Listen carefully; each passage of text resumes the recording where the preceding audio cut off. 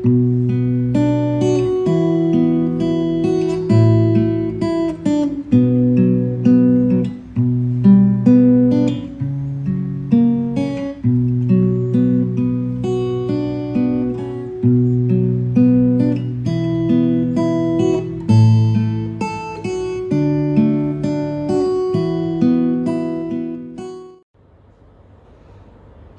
hari Minggu umat terkasih. Pada hari Minggu 20 Maret 2022 ini, kita memasuki Minggu Prapaskah yang ketiga. Dalam ibadah yang bertemakan pembaruan lewat pertobatan. Kita dipanggil bertobat yang tidak hanya sekedar meninggalkan kebiasaan yang buruk, tetapi juga membawa buah pertobatan yang baik bagi orang-orang di sekitar. Firman Tuhan pada hari ini dilayani oleh Saudara Theo Krispanki Dandal.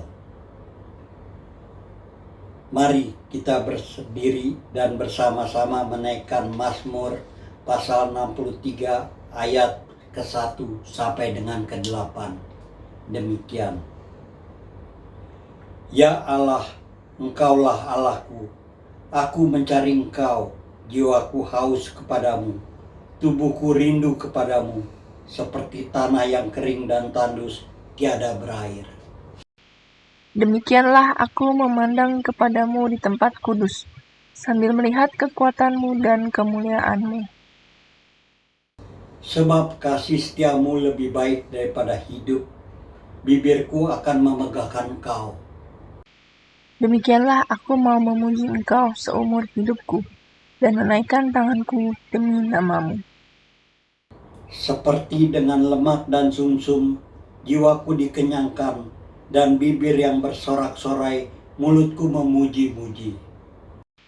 Apabila aku ingat kepadamu di tempat tidurku, merenungkan Engkau sepanjang kala malam.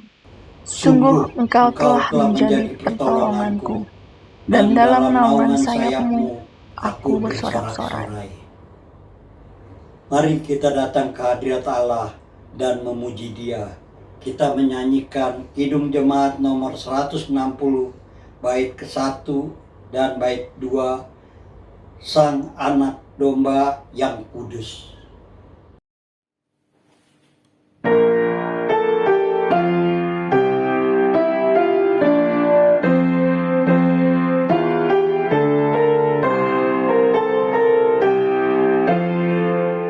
Sang anak domba yang kudus memikul dosa dunia, rela dan sabar menebus hutang besar manusia.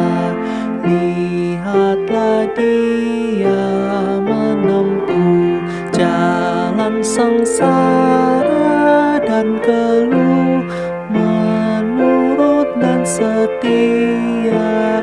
Ia dihina, disesat, mati di salib Golgota. Berkata ku sedia, Dialah juru selamatku, kawan yang tak bertara, pembawa damai yang penuh di suruh Allah Bapa. Pergilah kau hai anakku, terimalah di pundakmu akibat dosa dunia. Bebaskanlah manusia dari hukuman dan cela. Engkaulah penebusnya. Umat yang dikasihi Tuhan, mari kita memulai ibadah kita pada hari ini dengan sebuah pengakuan bahwa pertolongan kita ialah dalam nama Tuhan yang menciptakan langit dan bumi.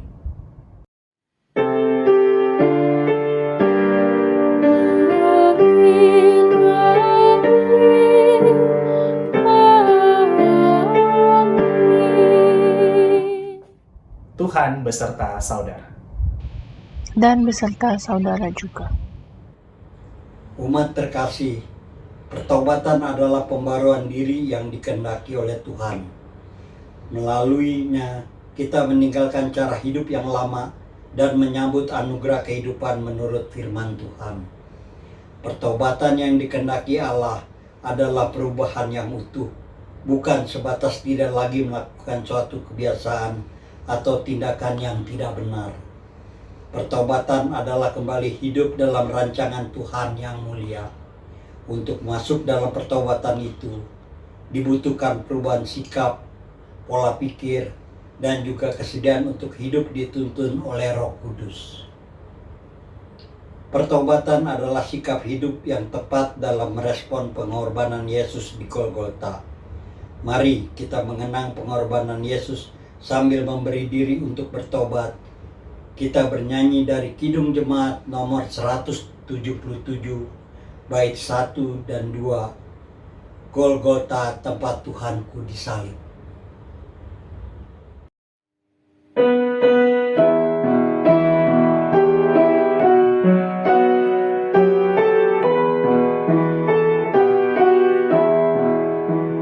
Golgota tempat Tuhanku disalib dan dicela, agar dunia damai pula dengan Allah galiknya. Dari sanalah mengalir sungai kasih kurnia bagi orang yang berdosa yang memandang Golgota. Oh samudra kasih Allah bagi isi dunia, diberinya Putra Tunggal agar kita selamatlah. Yesus jalan kebenaran, sumber hidup yang bakal, telah berkorban bagi kita pada salib Golgota.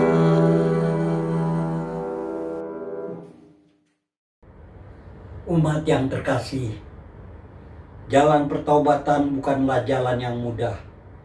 Untuk menyambut anugerah kehidupan dalam Tuhan, kita patut melepaskan kehidupan yang sia-sia dan menyesatkan. Ini bukanlah jalan yang nikmat dan singkat. Namun, apakah kita tetap setia dan mau dibimbing Roh Kudus di dalam jalan ini? Atau apakah selama ini kita malah lari dari panggilan pertobatan dan melarikan diri dari Allah? Bukankah kita mengakui kuasa keselamatan oleh Yesus Kristus yang amat berharga? Lalu mengapa kita sering tidak setia dalam pertobatan itu? Mari kita merenungkan kehidupan kita.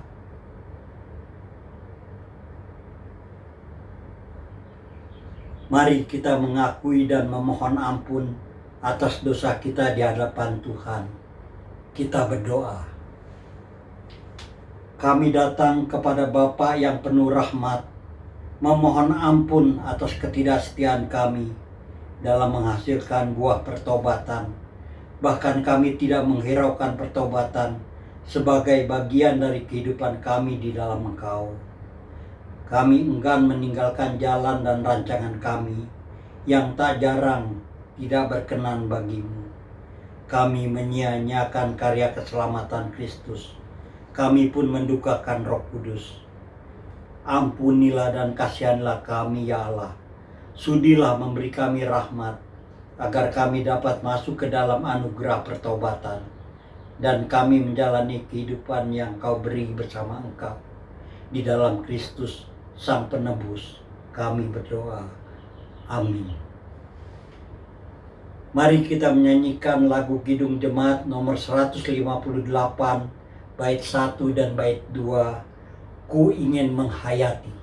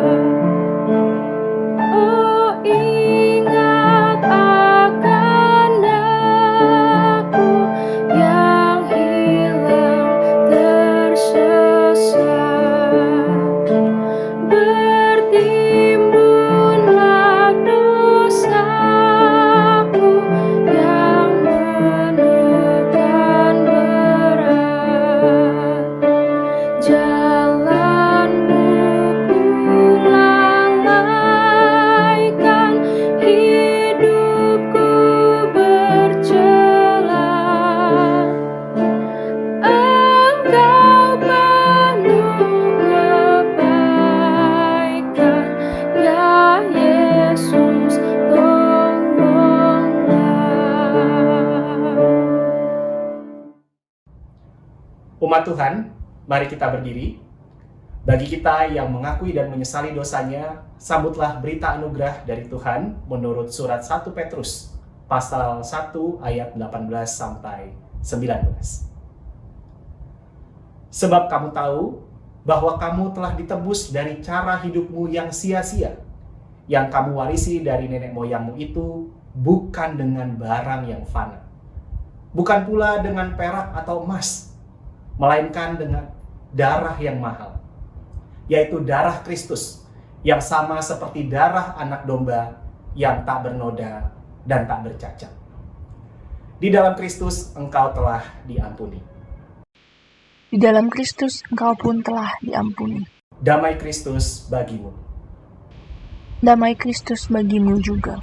Allah berkenan mengampuni dan membarui kita di dalam anugerahnya. Mari kita mengucap syukur dengan menaikkan pujian dari pelengkap Kidung Jemaat nomor 200, Ku Diubahnya.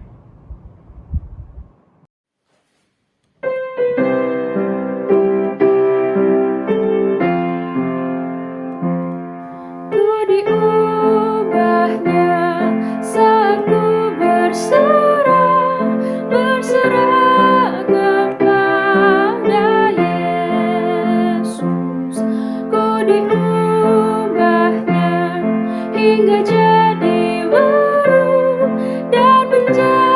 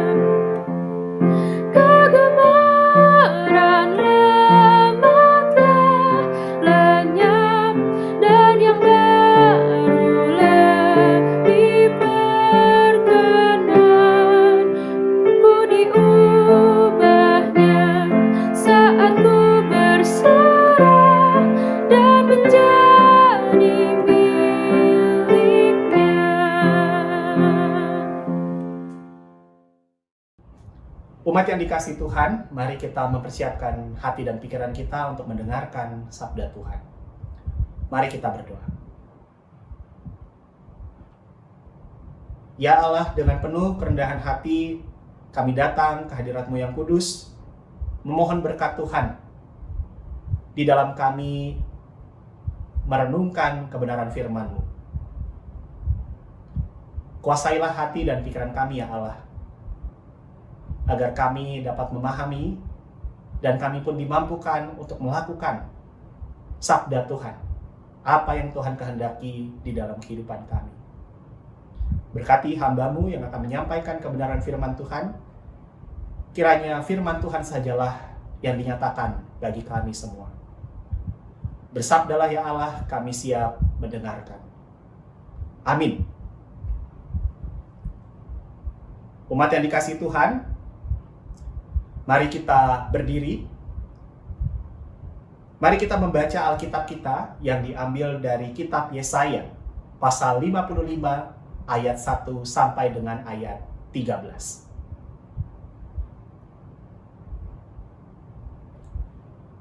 Ayo, hai semua orang yang haus, marilah dan minumlah air. Dan hai orang yang tidak mempunyai uang, marilah. Terimalah gandum tanpa uang pembeli dan makanlah. Juga anggur dan susu tanpa bayaran. Mengapakah kamu belanjakan uang untuk sesuatu yang bukan roti? Dan upah jeripayahmu untuk sesuatu yang tidak mengenyangkan? Dengarkanlah aku, maka kamu akan memakan yang baik, dan kamu akan menikmati sajian yang paling lezat. Sendengkanlah telingamu dan datanglah kepadaku. Dengarkanlah, maka kamu akan hidup. Aku hendak mengikat perjanjian abadi dengan kamu, menurut kasih setia yang teguh yang kujanjikan kepada Daud. Sesungguhnya aku telah menetapkan dia menjadi saksi bagi bangsa-bangsa, menjadi seorang raja dan pemerintah bagi suku-suku bangsa.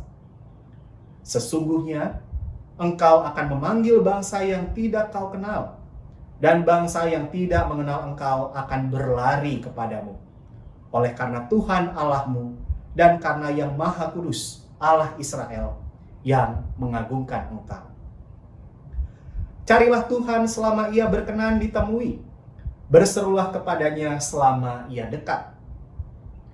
Baiklah orang fasik meninggalkan jalannya, dan orang jahat meninggalkan rancangannya. Baiklah ia kembali kepada Tuhan, maka dia akan mengasihaninya. Dan kepada Allah kita, sebab ia memberi pengampunan dengan limpahnya. Sebab rancanganku bukanlah rancanganmu, dan jalanmu bukanlah jalanku. Demikianlah firman Tuhan. Seperti tingginya langit dari bumi, demikianlah tingginya jalanku dari jalanmu dan rancanganku dari rancanganmu.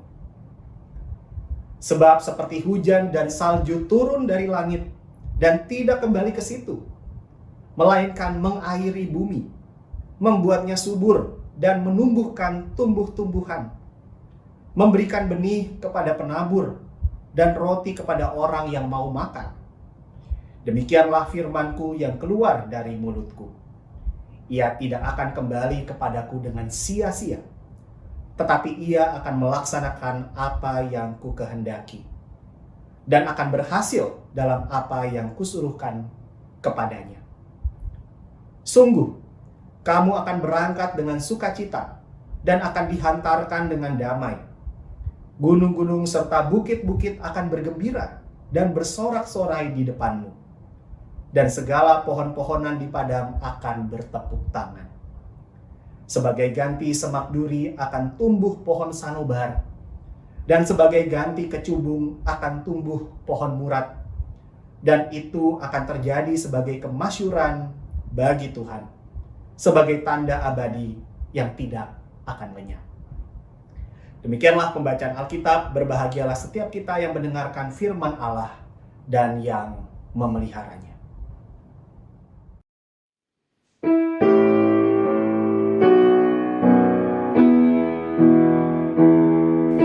Hosana,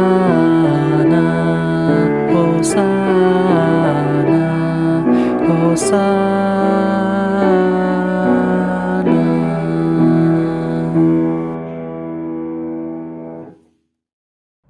Umat yang dikasih Tuhan, pada tahun 2016 yang lalu ada sebuah film barat yang berjudul Silence yang menceritakan kisah penginjilan di Jepang sekitar abad 17. Dalam kisah tersebut dikisahkan dua orang misionaris yang melayani dan berusaha menolong umat percaya yang ada di Jepang yang saat itu mengalami penindasan karena iman mereka kepada Tuhan Yesus. Yang menarik perhatian dari serangkaian kisah ini, dikisahkan ada seorang Jepang yang mengaku percaya, yang telah mengaku percaya. Namanya adalah Kichijiro, nama Jepang ya. Sosok Kichijiro ini diceritakan dengan menggelitik, namun juga begitu dalam. Mengetahui keberadaan dua misionaris ini, seorang yang dihormati di dalam perspektif keagamaan, Kichijiro ini langsung menghampiri, dan seketika itu juga ia memohon pengampunan melalui mereka. Katanya ia telah mengkhianati Tuhan dan juga para misionaris seperti mereka. Lalu setelah mengaku dosa itu, Kichijiro pergi melanjutkan kegiatannya. Uniknya, mengaku dosa ini seperti menjadi sebuah habit, sebuah kebiasaan bagi Kichijiro. Setiap kali berjumpa dengan misionaris ini, ia selalu datang untuk mengaku dosa. Ia melakukan itu berulang-ulang, bahkan di saat-saat yang kurang tepat sekalipun. Dalam setiap perjumpaan dengan misionaris ini, Kichijiro selalu mengakui kesalahan yang sama dan yang berulang kali ia lakukan. Yang ia katakan ia telah mengkhianati Tuhan dan juga telah melukai hati para misionaris ini. Umat yang dikasih Tuhan, kisah Kichijiro di dalam film Silence ini mungkin mewakili banyak dari kita, umat percaya di masa kini. Kita tahu bahwa Allah menganugerahkan pengampunan bagi kita semua yang berdosa.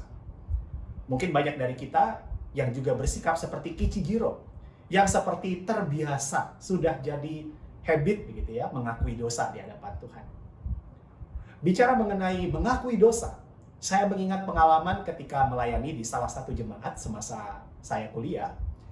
Ada seorang teman yang mengatakan bahwa hari Minggu itu adalah hari ngaku dosa. Karena dalam ibadah Minggu ada elemen pengakuan dosa. Lalu sambil bercanda saya merespon seperti ini.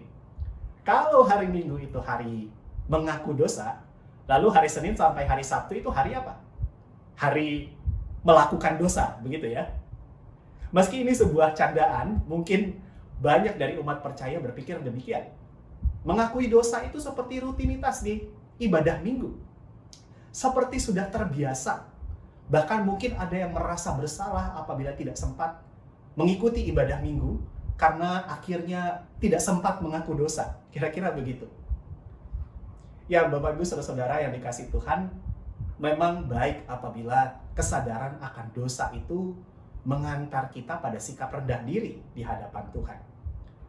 Kita pun semakin dibuat sadar bahwa memang sejatinya kita membutuhkan pengampunan dari Tuhan.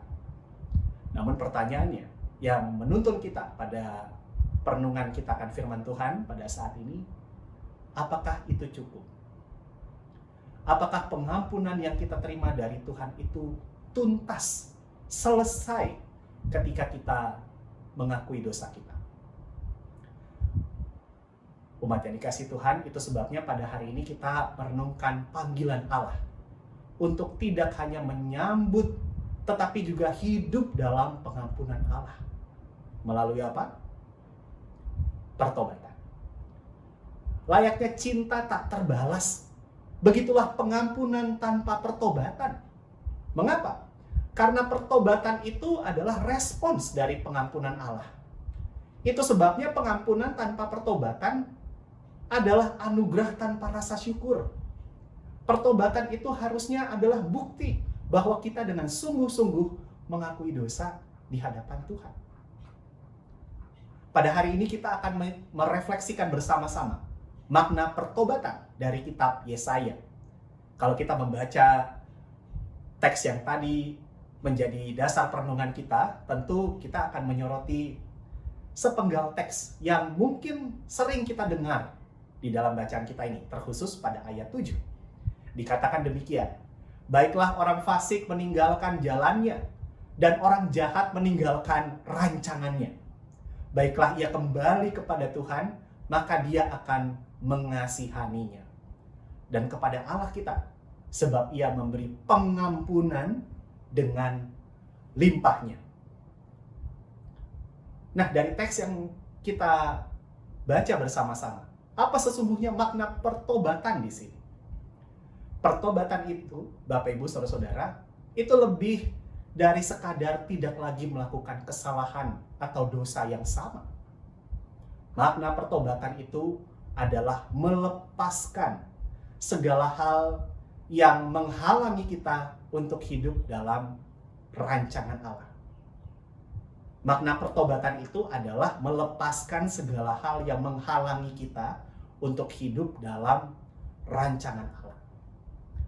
Orang yang bertobat itu orang yang rindu untuk hidup dalam kasih Allah. Nah, orang yang rindu untuk hidup dalam kasih Allah akan rela menanggalkan segala hal yang bisa memalingkannya, yang bisa menjauhkannya dari Allah. Apa yang bisa memalingkan seseorang dari Allah? Apa yang bisa menjauhkan seseorang dari Allah? Tidak lain tidak bukan adalah pikiran dan hawa nafsunya sendiri. Di luar dari apa yang dipikirkan dan direncanakan oleh Allah. Bapak Ibu Saudara-saudara, apa yang ditulis di dalam kitab Yesaya pasal 55 ini sesungguhnya ditujukan kepada orang-orang Yehuda yang ada di pembuangan di Babilonia yang kurang lebih 70 tahun lamanya. Begitu lama mereka mengalami pembuangan. Mereka diasingkan. Mereka dibawa dari kampung halaman mereka. Dan mereka ada di tanah asing. Pembuangan itu sudah dinubuatkan sebelumnya melalui Nabi Yeremia bahwa mereka akan hidup di tengah kerajaan Babel 70 tahun lamanya. Pembuangan ke Babilonia saat itu adalah hal yang mengguncang iman mereka sebagai umat kepunyaan Allah. Mereka yakin bahwa pembuangan yang mereka alami itu adalah hukuman dari Allah. Meskipun sesungguhnya di dalam pembuangan itu, kan kata pembuangan ini konotasinya seperti negatif begitu. Di masa pembuangan itu mereka tetap dipelihara dan senantiasa diberkati oleh Allah. Lalu hingga saatnya tiba, pembuangan mereka segera berakhir. Allah menghendaki mereka kembali ke tanah mereka, kembali ke Yerusalem dan membangun ulang kampung halaman mereka. Apa yang terjadi? Respons mereka beragam terhadap nubuatan ini. Ada yang menerimanya, ada juga yang menolaknya. Mereka yang menolak itu mengatakan kira-kira seperti ini, untuk apa kembali ke Yerusalem? Itu hanya rancangan celaka dan hanya menyusahkan kita. Lebih baik kita bertahan di sini daripada kembali ke negeri yang sudah runtuh dan tidak tersisa. Kira-kira seperti itu kalau digambarkan. Dan sesungguhnya alasan mereka masuk akal. Mereka sudah menyesuaikan diri untuk menetap di tanah asing itu. Dengan segala tekanan dan tantangan yang mereka sudah hadapi, bertahan di negeri asing itu adalah hal yang baik, dan itu adalah satu bentuk penyertaan Tuhan. Keluar dari hidup yang pasti dan kembali ke negeri yang luluh lantah itu untuk apa? Mereka akan bertanya seperti itu. Gak ada orang yang mau meninggalkan segala kenyamanan dan kepastian untuk hidup yang tidak nyaman dan tidak pasti. Masuk akal. Lalu kalau misalnya sedikit menganalisa, mereka adalah bangsa yang sudah tercerai-berai, dikuasai oleh bangsa yang kuat. Mereka tentu akan berpikir, bagaimana caranya untuk lepas dari kerajaan Babilonia yang kuat ini? Bagaimana caranya bisa pergi dari sini tanpa mengorbankan nyawa atau tanpa terluka, kira-kira begitu. Jika hanya fokus pada keberadaan mereka, sesungguhnya apa yang orang Yehuda ini keluhkan amatlah wajar. Namun, segala kesulitan yang mereka lihat ini malah kemudian semakin mengurungkan niat mereka untuk melakukan apa yang sudah dirancangkan Allah. Mengapa ini terjadi? Mengapa bangsa Yehuda kemudian memilih untuk tidak mengerjakan rancangan Allah? Ini terjadi karena mereka mengalami krisis spiritual. Mereka lupa bahwa mereka adalah umat kepunyaan Tuhan. Mereka dipelihara oleh Tuhan, dijaga, dilindungi oleh Tuhan. Dan mereka hidup dalam rancangan Tuhan. Namun saat itu mereka malah melihat rancangan Allah hanya dari sudut pandang mereka sendiri. Yang mereka lihat hanyalah kesulitannya, ketidakmungkinannya, rasa tidak nyaman yang akan muncul. Begitupun juga dengan kerugian yang akan mereka dapatkan. Dan begitu banyak susah payah yang akan mereka hadapi. Mereka tidak mampu melihat rancangan itu sebagai rancangan Allah. Padahal rancangan Allah adalah rancangan damai sejahtera, rancangan kemuliaan, rancangan yang membawa berkat bagi banyak orang. Seperti itulah bacaan kita menggambarkan keterbatasan kita dalam melihat rancangan Allah. Makanya dikatakan, rancanganku bukanlah rancanganmu. Jalanku bukanlah jalan. Setinggi langit dari bumi, demikian jauhnya rancangan Allah dari rancangan kita manusia. Itu sebabnya kitab Yesaya mengingatkan kembali janji penyertaan dan pemeliharaan Tuhan bagi mereka. Yang kita temukan di dalam ayat ke-10 dan ayat ke-11. Dikatakan, sebab seperti hujan dan salju turun dari langit dan tidak kembali ke situ, melainkan mengairi bumi, membuatnya subur dan menumbuhkan tumbuh-tumbuhan, memberikan benih kepada penabur dan roti kepada orang yang mau makan, demikianlah firmanku yang keluar dari mulutku. Ia tidak akan kembali kepadaku dengan sia-sia, tetapi ia akan melaksanakan apa yang ku kehendaki dan akan berhasil dalam apa yang kusuruhkan kepadanya. Namun bangsa Yehuda menunjukkan kefasikan. Mereka menolak hidup dalam rancangan Allah. Itulah kefasikan, seperti yang tadi kita baca. Dan sesungguhnya itulah arti dari dosa. Apabila pertobatan tadi dikatakan kerinduan untuk hidup dalam kasih dan rancangan Allah, maka dosa adalah keengganan, tidak mau untuk hidup dalam kasih dan rancangan Allah. Orang fasik adalah setiap mereka yang tidak mau mengambil bagian dalam rancangan Allah dan hidup mengutamakan rencana dan harapannya saja. Bacaan kita ini sesungguhnya adalah sebuah undangan untuk bertobat. Undangan untuk melepas segala pemikiran dan rancangan manusia yang mengganggu kita untuk mengambil bagian dalam rancangan Allah. Pertobatan adalah kesediaan untuk kembali dari rancangan-rancangan yang fana pada rancangan dari Allah. Umat yang dikasihi Tuhan, maka benar bahwa seperti yang tadi kita sudah bersama-sama bahas di awal, pengakuan dosa tanpa pertobatan itu tidak lengkap. Pengakuan dosa tanpa pertobatan adalah seperti minta maaf tanpa ada keinginan untuk memperbaiki diri.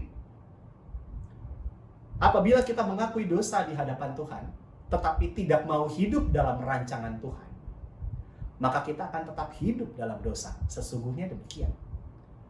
Kalau tidak ada komitmen untuk bertobat, hanya melihat rancangan Allah itu sebagai kesulitan, bentuk ketidaknyamanan, hidup yang tidak menyenangkan, maka sesungguhnya kita membuat pengampunan dari Tuhan itu jadi tidak bermakna, jadi tanpa arti. Ibu bapak yang dikasihi Tuhan, dalam refleksi saya merenungkan makna pertobatan ini, saya menemukan sebuah pergumulan yang mungkin juga dialami oleh banyak orang, mungkin oleh kita juga. Banyak orang mungkin berpikir bahwa bertobat itu seperti mission impossible. Mustahil dilakukan. Mengapa mustahil? Karena sejatinya kita adalah manusia yang lemah. Tidak mungkin tidak berdosa. menjadi percaya kepada Tuhan tidak membuat kita bebas dari dosa. Kita masih bisa berdosa. Itu sebabnya kita membutuhkan penebusan dari Tuhan. Penebusan yang hanya bisa dilakukan oleh Tuhan sendiri. Tapi, karena pergumulan di dalam memaknai pertobatan ini, panggilan pertobatan akhirnya dimaknai dengan penuh maklum, begitu ya. Seakan-akan kita berkata pada diri kita, yuk kita berubah, kita bertobat. Tapi kalau gagal terus ya sudah, namanya juga manusia, kita lemah gitu ya. Pertobatan menjadi panggilan untuk bergerak, tetapi tanpa tenaga. Kita jadi memaklumi diri kita yang tidak mau hidup dalam anugerah Allah, karena bagi kita itu terasa sulit untuk dilakukan di masa kini, di dunia ini. Kita merasa kesulitan untuk menjadikan kehidupan kita, termasuk di dalamnya pekerjaan kita, usaha kita, keluarga kita, pelayanan kita, segala hal yang kita lakukan, supaya itu semua terarah, ada di dalam rancangan Allah.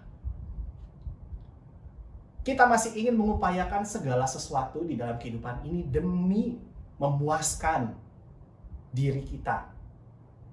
Kita masih terikat dengan segala bentuk keserakahan dan mengukur segala sesuatu dari sudut pandang dunia, dari sudut pandang materi saja. Mungkin kita ingin hidup di dalam anugerah Allah, tetapi kita sulit untuk menerima panggilan pertobatan itu. Jadi kalau bisa hanya menerima anugerah pengampunan, tapi kalau boleh tanpa pertobatan, kira-kira demikian. Enggan untuk meninggalkan segala keinginan yang bertentangan sesungguhnya di dalam rancangan Allah. Mungkin ini yang menjadi pergumulan begitu banyak orang beriman. Karena pertobatan itu seperti mustahil sekali dilakukan. Ibu bapak, saudara-saudara yang dikasihi Tuhan. Apabila kesulitan untuk melihat pertobatan sebagai jalan yang harus kita tempuh, sebagai respons kita akan anugerah Allah, saya mengajak kita untuk melihat kemurahan Allah yang sungguh besar dan tak ternilai harganya. Kalau kita sulit untuk melihat pertobatan itu sebagai panggilan kita, saya mengajak kita untuk melihat lebih dalam, lebih jauh pada kemurahan Allah. Sepanjang pekan ini di dalam pendalaman Alkitab dan juga persekutuan dewasa, kita banyak berbicara tentang kemurahan hati Allah. Pengampunan dari Allah itu sesungguhnya adalah bukti bahwa Allah bermurah hati kepada kita semua. Dan di dalam pendalaman Alkitab yang lalu kita membahas bahwa kemurahan hati itu bukan murahan. Bukan hal yang remeh-temeh. Meski pengampunan itu dinyatakan kepada semua orang, terbuka bagi begitu banyak orang, itu justru menjadi bukti betapa mulia dan berharganya anugerah itu. Pengampunan dari Allah adalah hal yang sangat berharga, yang patut disambut dengan sukacita, yaitu melalui pertobatan. Pertobatan adalah hal yang layak untuk kita lakukan karena kemurahan Allah begitu besar terhadap kita. Ia mau kita hidup di dalam kemurahan yang besar itu. Kecuali ibu bapak, saudara-saudara dikasih Tuhan, kalau ternyata kita pun tidak melihat kemurahan Allah itu sebagai hal yang berharga, sehingga kita enggan untuk bertobat. Umat yang dikasih Tuhan, tema kita pada hari ini adalah pembaruan lewat pertobatan. Pertobatan bukanlah kesia-siaan, tetapi melaluinya Tuhan hendak melakukan yang baik bagi kita, membuat kita semakin baru, semakin baik, dan semakin berkenan di hadapan Tuhan. Pertanyaannya, apakah kita sebenarnya mampu bertobat? Kita dimampukan oleh Tuhan untuk menempuh jalan pertobatan. Maka pada masa Prapaskah ini kita diingatkan kembali tentang panggilan ini. Tuhan sudah berkenan menebus kita dan menerima kita untuk hidup di dalam rencananya. Kita tidak lagi dikuasai oleh dosa. Maka marilah kita arahkan hidup kita sepenuhnya keseharian kita, termasuk segala pekerjaan, pelayanan, dan kehidupan keluarga kita. Apapun itu yang menjadi bagian dari kehidupan kita, kita arahkan semuanya untuk berada di dalam rancangan Allah. Kita arahkan pekerjaan kita, karya kita, pelayanan kita, hidup kita seutuhnya sebagai bagian dari pekerjaan Allah. Sarana Allah menyatakan kebesaran dan kemuliaannya.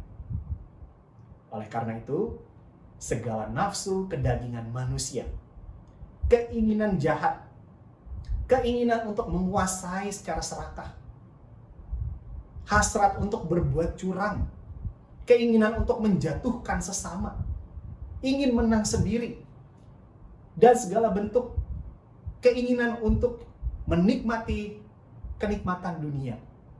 Tanggalkanlah semuanya itu.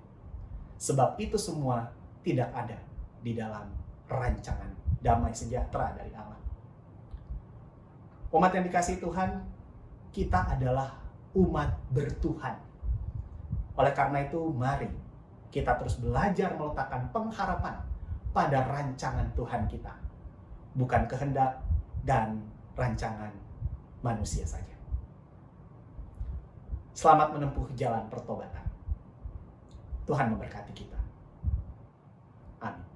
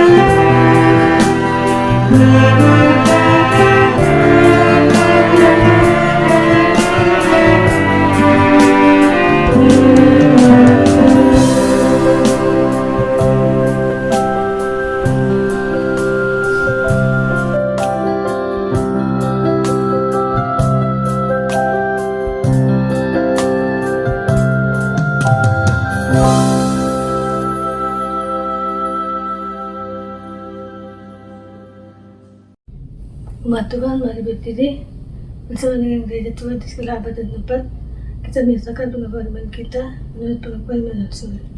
Kenapa setiap umat percaya mengungkapkan, aku percaya kepada Allah, Bapa yang Maha Kuasa, Khalik langit dan bumi, dan kepada Yesus Kristus, Anak yang tunggal Tuhan kita, yang dikandung dari Roh Kudus, lahir dari anak darah Maria, menderita sengsara diperlukan tangan Yesus Kristus, salibkan, mati dan dikuburkan, turun ke dalam kerajaan maut. Pada hari ketiga bangkit pula dari mati, naik surga ke segala aras, Bapa yang Maha Kuasa, dan segala yang datang untuk menghakimi hidup dan mati.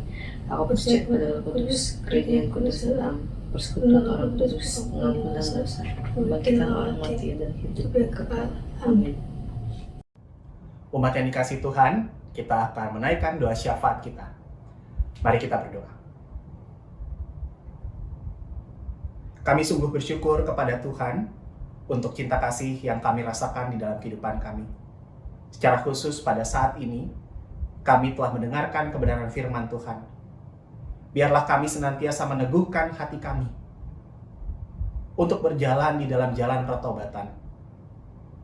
Dan biarlah kami dimampukan untuk menyambut rancangan Allah di dalam kehidupan kami. Biarlah firman-Mu ini melekat dalam hati kami dan dapat kami hidupi di dalam keseharian kami. Ya Allah, pada saat ini kami menaikkan permohonan kami kepadamu. Kami berdoa untuk dunia kami yang hingga saat ini masih dilanda pandemi COVID-19. Kiranya kami semua senantiasa hidup di dalam pemeliharaan Tuhan. Dan kami mendoakan setiap proses untuk memutus mata rantai penyebaran virus corona ini. Tuhan berkati mereka yang ada di garda terdepan, para pekerja di rumah sakit. Begitupun juga para aparat keamanan, baik TNI dan juga polisi. Biarlah mereka semua boleh bahu-membahu mengerjakan setiap tanggung jawab mereka dengan resiko yang tidak kecil untuk dapat terus menjaga kehidupan negeri kami. Berilah hikmat juga bagi para pemimpin negeri kami, Presiden Joko Widodo dan Wakil Presiden Bapak Ma'ruf Amin, dan segenap menteri dan juga para pemimpin-pemimpin bangsa kami. Biarlah mereka boleh bekerja dengan penuh tanggung jawab. Dan setiap kepemimpinan boleh berjalan dengan baik demi menolong masyarakat menjalani kehidupan terkhusus di masa pandemi ini. Biarlah kasih Tuhan dan pemeliharaan dari Tuhan senantiasa kami nyatakan di tengah-tengah kehidupan kami. Kami berdoa juga untuk proses vaksinasi yang terus berlangsung, kiranya semakin banyak masyarakat yang dapat memperoleh vaksin supaya mereka terlindungi dari ancaman virus corona ini. Kami berdoa untuk gereja Tuhan di berbagai tempat, di dalam pelayanan yang terus berlangsung, dan terkhusus di dalam penyelenggaraan ibadah di masa pandemi. Tuhan, biarlah peribadahan kami berkenan bagi Tuhan. Meskipun dengan segala keterbatasan yang ada, tapi kami percaya Tuhan memampukan kami sebagai gereja Tuhan untuk terus melayani dan juga beribadah di masa pandemi ini. Kami berdoa bagi seluruh gereja Tuhan di berbagai tempat di dalam merayakan masa Prapaskah. Biarlah di dalam masa Prapaskah ini kami semakin mengingat akan karya Tuhan, pengorbanan yang Tuhan nyatakan bagi kami, dan kami dimampukan untuk turut mengambil bagian di dalam karya keselamatan Tuhan. Pada saat ini ya Tuhan, kami berdoa bagi warga gereja yang saat ini di dalam pergumulan oleh karena sakit penyakit. Kami mengingat Oma Lili Murni, Ibu Linda Sumantri, Ibu Evi Wahyudi, Ibu Dindiana, Oma Johani Hendro, Ibu Aisani Parman, Opa John Setsine, Bapak Antonius, Oma Susiwo, Saudari Wulan, Saudari Ika, Oma Ida Susanti, Bapak Budi Kosasih, Ibu Yuni Setiawati, Bapak Umar Tono, dan setiap nama yang kami ingat di dalam doa kami pada saat ini. Kami percaya pemulihan datang hanya dari Tuhan, dan Tuhan yang memberkati setiap proses kesembuhan yang saat ini sedang mereka jalani. Biarlah di dalam masa sulit ini, mereka tetap dapat merasakan pemeliharaan dan berkat Tuhan. Terima kasih Tuhan, kami pun berdoa untuk upaya pembangunan gedung GKI Muara Karang. Kami menyambut anugerah Tuhan untuk setiap upaya pembangunan gedung GKI Muara Karang. Tuhan berkati segenap majelis jemaat dan pihak-pihak yang terlibat di dalam perencanaan pembangunan ini. Biarlah di dalam anugerah Tuhan kami boleh menyambut berkat Tuhan melalui gedung GKI Muara Karang, sehingga pelayanan dan persekutuan kami semakin berkembang lebih baik. Kami berdoa untuk pelaksanaan program gerejawi periode 2021 hingga 2022 dan juga penyusunan program pelayanan tahun 2022 hingga 2023. Tuhan berkatilah setiap perencanaan ini. Biarlah setiap program ini tidak hanya menjadi rutinitas belaka, tetapi biarlah melaluinya kami boleh membangun persekutuan yang Tuhan kehendaki. Kami boleh hidup sebagai umat Tuhan. Kami bersekutu, kami menjalani kehidupan yang Tuhan perkenan, dan juga menolong sesama kami di sekitar kami. Biarlah kehidupan persekutuan kami boleh senantiasa memuliakan Tuhan. Terima kasih ya Tuhan, inilah doa kami yang kami panjatkan di dalam nama Tuhan kami, Yesus Kristus. Amin. Mari kita mengucapkan syukur kepada Tuhan melalui persembahan. Firman Tuhan di dalam Matius 6 ayat 6 mengingatkan kita demikian.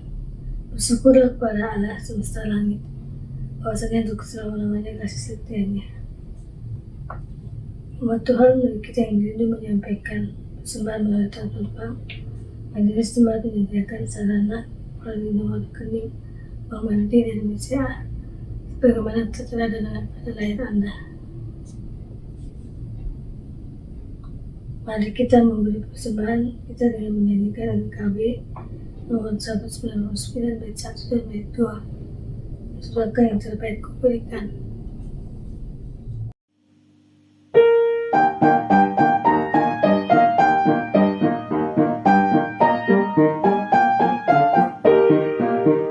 Sudahkah yang terbaik ku berikan kepada Yesus Tuhanku? Besar pengorbanannya di Kalvari, diharapnya terbaik dariku. Berapa yang terhilang telah ku cari, dan ku lepaskan yang terbelenggu. Sudahkah yang terbaik ku berikan kepada Yesus Tuhanku? Begitu banyak waktu yang terbuang, sedikit ku beri baginya. Sebab kurang kasihku pada Yesus, mungkinkah hancur pula hatinya. Berapa yang terhilang telah ku cari, dan ku lepaskan yang terbelenggu. Sudahkah yang terbaik ku berikan kepada Yesus Tuhanku?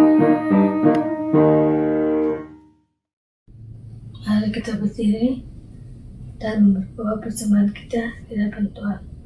Mari kita berdoa. Kami mengucap syukur kami kepada Ya Allah, sebab anugerah-Mu senantiasa dinyatakan dalam kehidupan kami. Kini dan penuh kerendahan diri, kami mempersembahkan apa yang kami terima dari-Mu sebagai ungkapan syukur atas cinta kasih-Mu bagi kami. Berkenanlah pada persoalan ini ya Allah. Kiranya kami gerejamu dapat mengerjakan misalah dengan dunia yang Engkau tebus dalam Kristus. Dalam Kristus Yesus kami berdoa. Amin. Umat yang dikasih Tuhan, teruslah menjalani kehidupan di dalam anugerah pembaruan dari Kristus. Sambutlah anugerah pertobatan dengan setia dan teguh hati. Tanggalkanlah segala rancangan dan pikiran dunia, dan sambutlah cinta kasih Allah. Kini mari kita memuji Tuhan dengan menyanyikan pelengkap Kidung Jemaat nomor 239, bait pertama dan bait kedua, Perubahan Besar.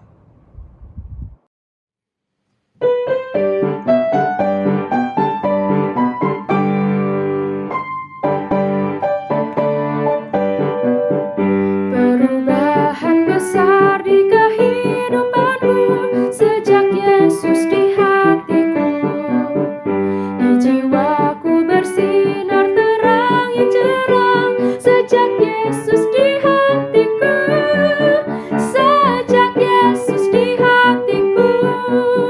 Sejak Yesus di hatiku. Jiwaku bergemar bagai ombak besar sejak Yesus di hatiku. Aku tobat kembali ke jalan benar sejak Yesus di hatiku. Dan dosaku dihapus, jiwaku segar sejak Yesus di hatiku. Sejak Yesus di hatiku. Sejak Yesus di hatiku. Jiwaku bergemar bagai ombak besar sejak Yesus di hatiku.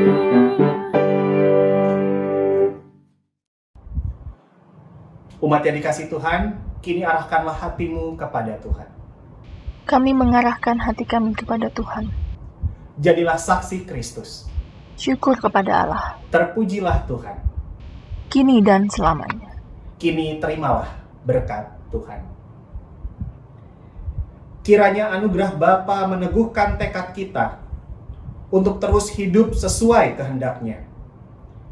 Kiranya kasih Tuhan Yesus memberi kita keberanian untuk menjalani hidup dalam kebenaran.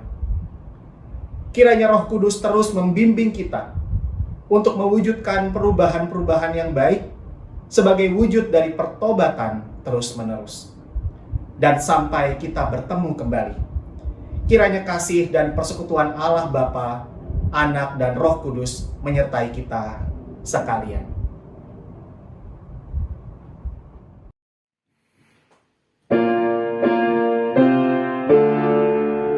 Hosana, Hosana, Hosana, Hosana, Hosana, Hosana, amin.